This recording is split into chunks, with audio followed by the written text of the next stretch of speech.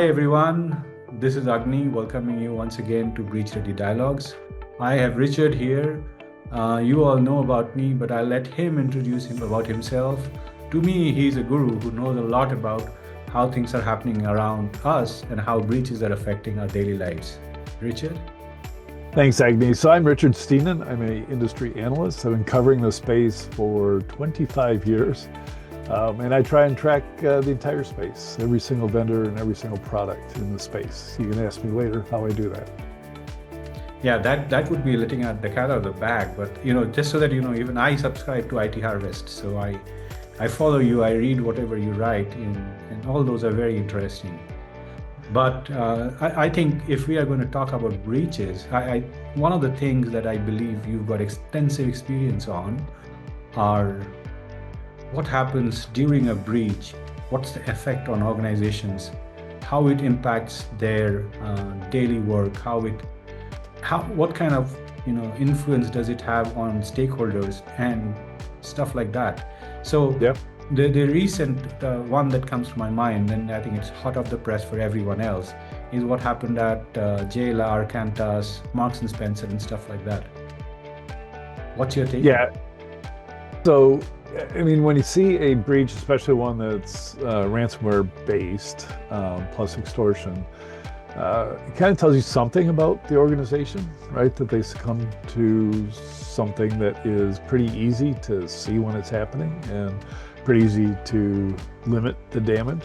But when organizations report billions of dollars of losses because of lost business and having to shut down storefronts, etc., to me, it's a black eye for the IT and the security departments for those organizations. I don't want to be in the position of victim blaming, but there are many, many organizations that never have breaches, and they're doing something different than Marks and Spencer and the rest of those retailers.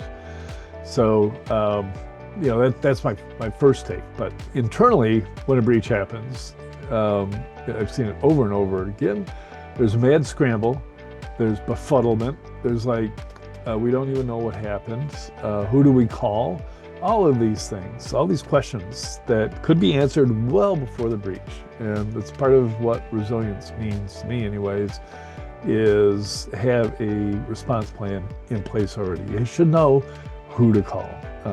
And certainly, if you have an IT security department, that's great. But I remember the CIO of Colonial Pipeline here in the United States didn't have anybody to call, right? She was engaged in conversations with her IT department and the networking team. They didn't have a security team. They had somebody in charge of the CyberArk solution, and that was about it. So it's that befuddlement that goes on, and the lack of accurate communication with people that are impacted, customers or stakeholders, is another sign that they really didn't have a plan in place in the first place. Yeah, and you're absolutely right. The worst part is there are no books about this.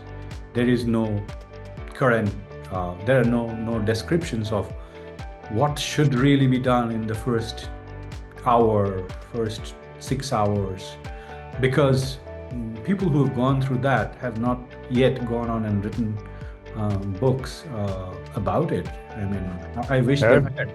In fact, I was writing a book called Cyber Defense. I was under contract to complete it, and so I went and interviewed the CISO of RSA Security, or he was actually CISO for all of EMC that owned RSA Security, about the 2010 breach that they suffered. So it made a great story. I've never published the book, so I haven't published the story. But basically, in a Monday morning kickoff meeting for the team, everybody discussed what they're seeing and stuff like that. And one person said he saw unusual network activity. Another person said he saw unusual activity on a server. That was enough for them to go, there's something going on, let's dig into this. So they spent the next couple of days watching the attackers get a foothold, to traverse across their network and target what they're after. What they're after was the secure seeds for secure ID tokens. So these super secret seeds were all you needed to basically reverse engineer a little token from RSA. And they brought in a outside expert, and he was in there watching everything going on. And then when he saw them actually exfiltrating the file, which I'm not sure if it's the case, but in my mind, there's a spreadsheet that was unencrypted and a very large one because they had millions of rows. He saw it being exfiltrated, and he hit a big red button, literally, that shut off network access for everybody. So he stopped the exfiltration in process. So it must have been a really big file to give him that much human reaction time. And it was funny because RSA's public facing communication and their formal communication to the Security Exchange Commission was that, this happened, but our customers don't need to worry about it because the likelihood is very, very low that something will be done with that information that was stolen by Chinese hackers, by the way. PLA was the one that was attributed this was attributed to. Well, 6 weeks later, Lockheed Martin stopped an attack that used a spoofed RSA secure ID token. And that really got me thinking, because how in the world could you possibly do that? Right? And that's where most people's security implementations and layers of security stop, is, hey, we've implemented, hard tokens. We know the 80,000 people who own those tokens. We're done. If they log in, it's good. And yet they detected that somebody had logged in with a spoofed secure ID token because they're monitoring, location and time of day and all that stuff. So kind of the very first instance of what we now call zero trust.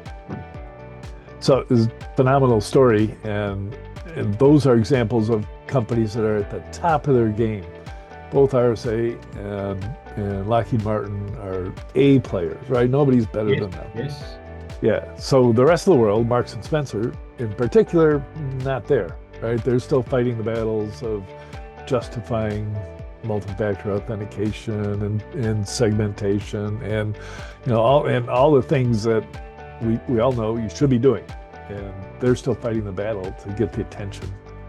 Yes, and what you said just now actually got me thinking a little bit more, because you talked about the RSA event, and that was the time when once that incident happened and people realized there was a widespread panic because they didn't know,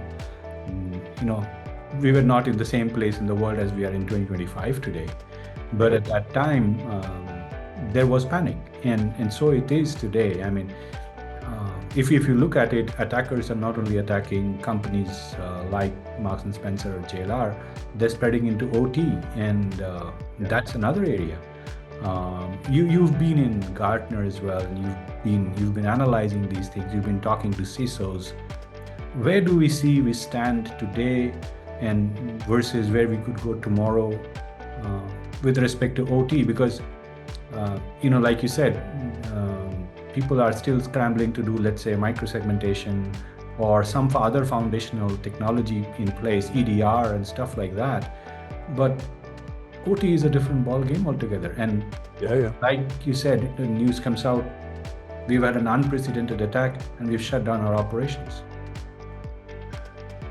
And I view OT as being about 10 to 15 years behind IT security. And so right now they're at the stage of, there are conferences about it, that's good, as there were about IT security 25 years ago. But there's no budget, right? Because OT is on the, if you think about the manufacturing side, the production side, the build the thing that we sell side, therefore it gets scrutinized for impacting margin and or slowing things down. Can't have that happen ever in OT, or disrupting operations. So there aren't as many security controls that can be put in place. You can't say, let's put some sort of filter on the traffic inside the network. Can't ever do that, right? Because first of all, the creator of the filtering tool, whatever security company it may be, can't have the knowledge it needs to know what's good and what's bad inside your network. And it's one more point of failure. And you can't introduce a point of failure that will shut down, a plant or a power grid if that particular product stops working. So it has, if anything, it has to fail open. We used to have firewalls that did that, where we distrusted putting something on the network so much that we required that they failed open. So the attackers would just make them fail, and then they'd be open. That's the way it is in OT today. So very, very hard to get budget, very expensive to do something. You have to create passive listening tools. You have to make decisions based on what they see. So they're going to be taps, they'll be outside the network. We rely a lot on a network separation, not segmentation, right? They're totally flat networks inside the plant, right? You completely, there's no other better example of a flat network than a manufacturing facility or a power grid for that matter, which is or hospitals. Or hospitals. Oh my gosh. Different area altogether. I mean, they have an That's X-ray right. machine on the same Wi-Fi network where it connect. Yeah, the nurse's station and the CT scanner are all on the same network. Yeah. And so, and so it's going to take a lot of heavy lifting to get them into, just up to speed with IT security. It's got to happen, right? And the attackers generally don't have as much motivation, right? If you look at, as I have for 25 years, you've looked at the threatscape, and it's predominantly financially motivated, right? People are going to do things to make money. It started as completely a hacktivist thing. We're going to hack you because you're using Windows, and we're going to demonstrate that Windows is horrible because you should be using Linux. That was kind of the basis of all hacking 22 years ago. But then the Russian business network, spin-off from the KGB, figured out a way to turn it into a business model, malware and exploits into a business model, and that created this economy for attackers. So that's 99% of what we face. Unfortunately, the 1% of what we face are the most sophisticated attackers in the world. They're the national security agencies of major countries. And just as an aside, it could be of a minor country. There's very little investment needed to have a crack hacking team working for you. So a little tiny country anywhere in the world could get whatever top marks as hackers, but luckily it doesn't work that way very generally, or they're so good we don't know about it.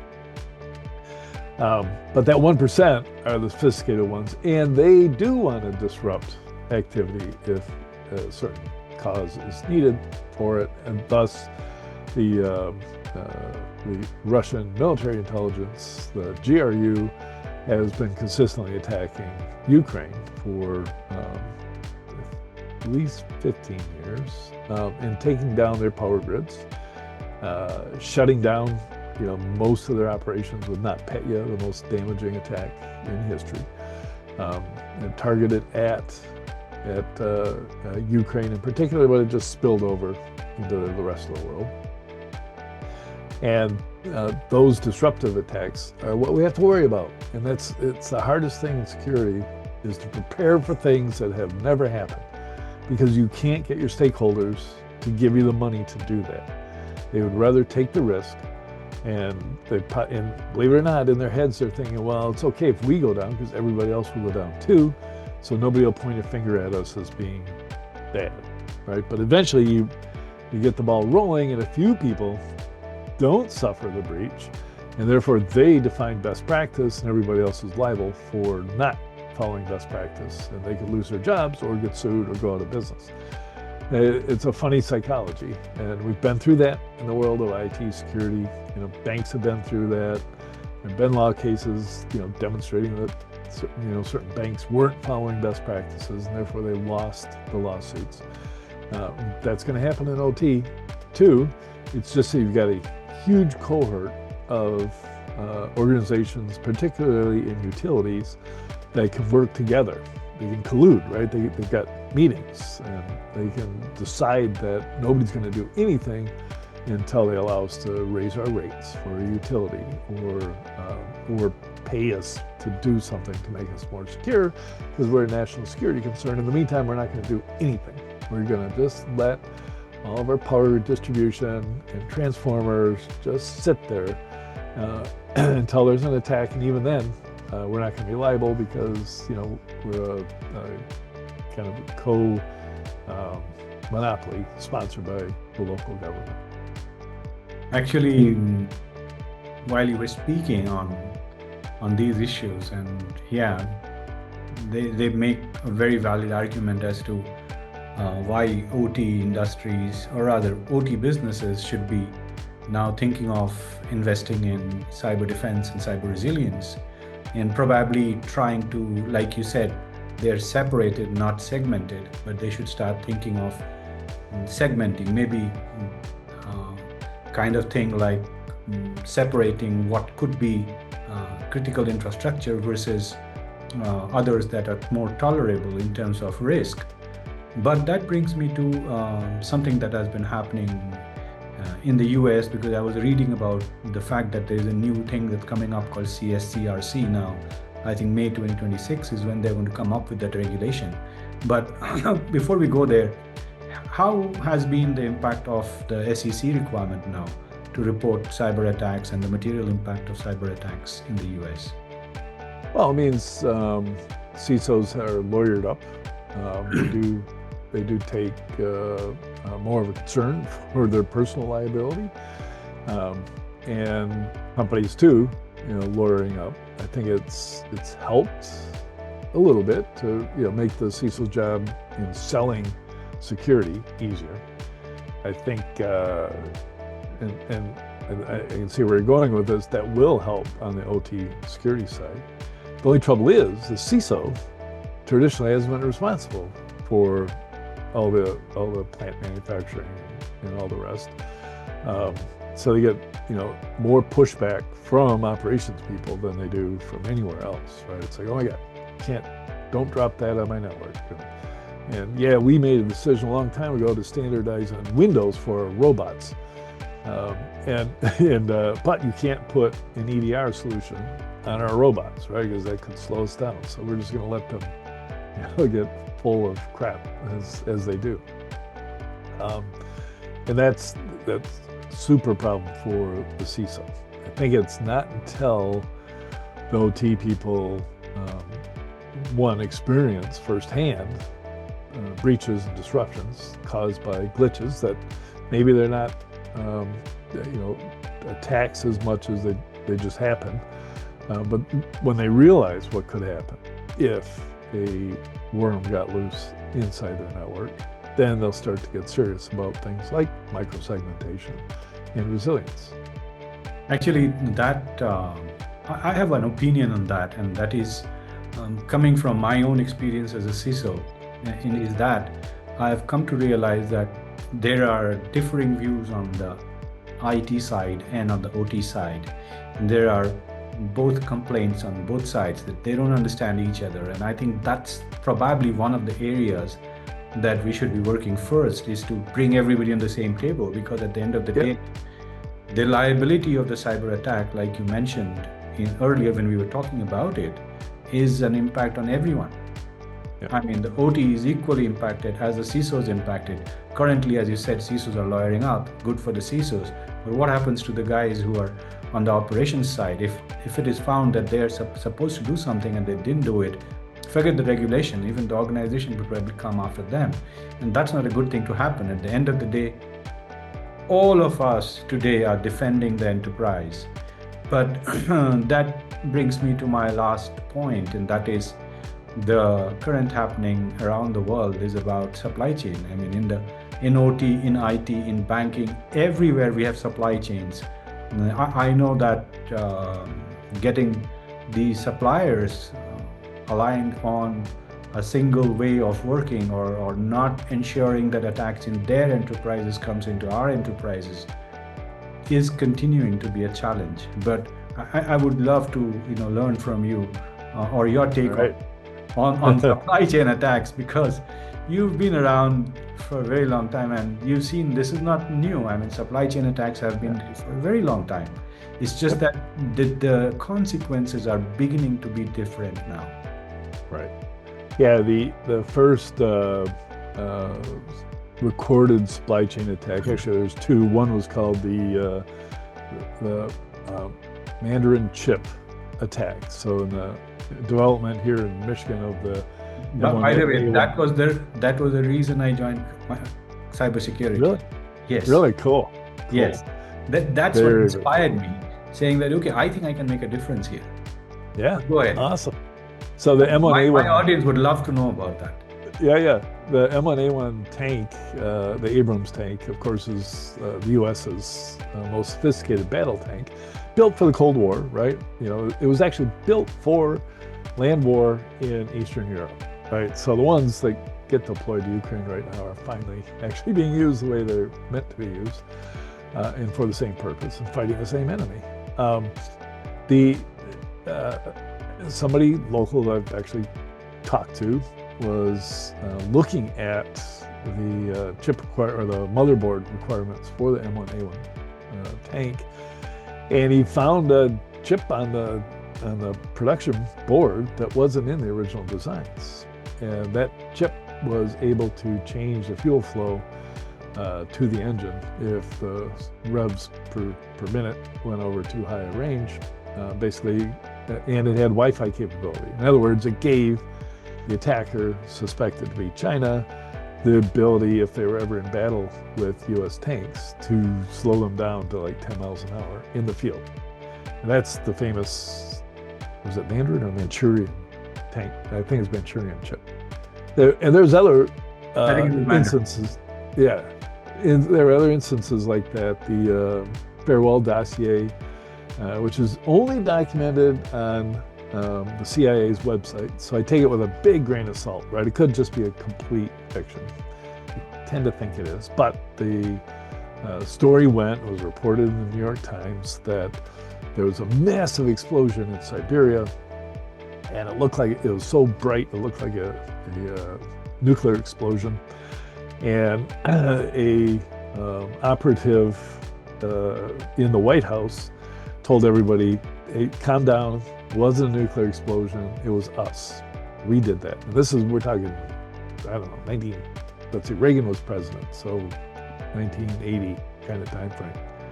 And the story went that they had, because of a high-level AGB official turning and giving evidence and information to the French, that was communicated to Reagan and then Bush later, that they had all this information, including the targets that the Soviet Union was after, and the types of information, the shopping lists. So they knew the shopping list included Western tech for pumps for pipelines. So they worked with a Canadian supplier of the control systems for those pumps and placed a Trojan horse on them so that when they were shipped to the Soviet Union and installed, they could remotely or impact it, similar to the way that Stuxnet worked, right? And they claim responsibility for that. I have been doing research, and first of all, the person who had the story and told the story over and over and is credited with the story on the CIA's website, fell to his death during the younger Bush's administration because he objected to the yellow cake theory. He fell to his death off a 7th story balcony where he was living at the Watergate Towers, which is, an apartment complex, which is famous, of course, in Washington, D.C. So that's suspicious. But anyways, there's no, spike in gas prices that occurred at that time that should have occurred if a major pipeline was blowing up. So could all be fiction. That said, the idea is totally legitimate. We all know this could happen. We've seen it happen with Stuxnet. And then fast forward over the years, we've watched the Flame attack, which was an NSA built attack that had to basically spoof a hash of a software update from Microsoft. Scary concept that the NSA can push a software update to an endpoint, and the endpoint says, okay, fine, it's signed by Microsoft, must be good. I already mentioned NotPetya, right? The most devastating attack ever. That was a software update. There's a accounting software package in Ukraine called MEDOC, and the GRU, or the SRV, I think it was, the GRU infected it and changed the software so that when it was updated, it was turned into a worm and spread throughout the world at the time. And then, of course, the one that Typhoon thing that happened very recently. Yeah, Salt Typhoon. And then you've got solar winds, which was kind of the wake-up call for US CISA. They got all excited about that. And I'm driving to a point. Sorry, I interrupted. Sorry. That's okay. That's fine. What I was saying is the recent ones that are happening are more about the help desk, overwhelm the help desk to respond to and to reset passwords. Do you think that if someone were to design their enterprise so that these suppliers or the help desks are in a different microsegment versus the assets, sure, would that help? I mean, because I think so. Yeah, any segmentation helps, but for sure. Where there's a concentration of power, right, and capability and controls, like the help desk has, then that'd be a great place to do microsegmentation for sure. Now, mind you, there are other attack vectors. There's still the software update attack vector. Solar winds was one of those. Kaisera is another one. Yeah. And I'm very concerned about the software update, right, because the U.S. government's regulatory approach, and CISA in particular, is, oh my gosh, all of the software suppliers have to become perfect at software development and secure CI/CD. And that is never going to happen. It's easy for me to say this because if it ever does happen, I'll be, dead and buried for 100 years when it does happen. You cannot get software developers to develop their software perfectly, securely, from day one, right? First they have to have a product that people buy, and then they have to grow big enough to be concerned about the damage that could happen if their product was infiltrated.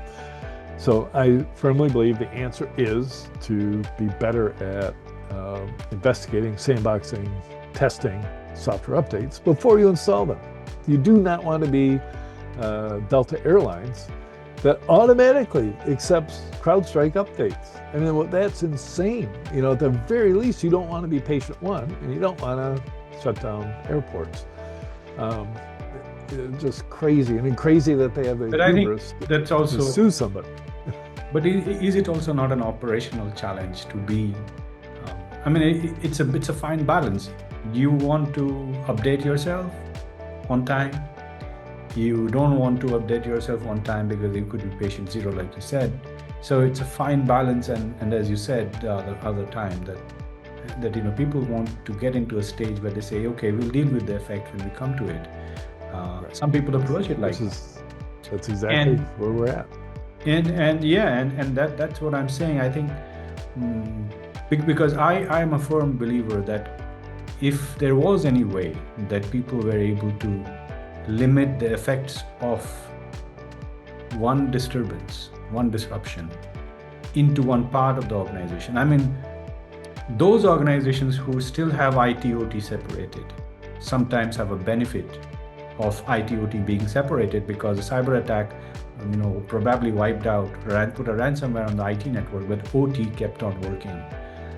In hindsight, that was a good thing, but then there's also a bad thing that because they don't have IT/OT connected, they're not competitive enough. And Industry 4.0 just went by, and now they're thinking of how much do I need to invest in Industry 5.0, or should I not go there? So, it's a balance that probably you need to get onto, and it's a difficult question. Yeah. Colonial Pipeline's a great example because they actually were separated, and they didn't actually have any operational impact at all from the ransomware that they suffered. The only problem was they didn't have visibility either, so they didn't know. So that's why they shut their pipeline down, because it could have been there. So it's good to have the observability, so at least you can answer the question, was OT impacted?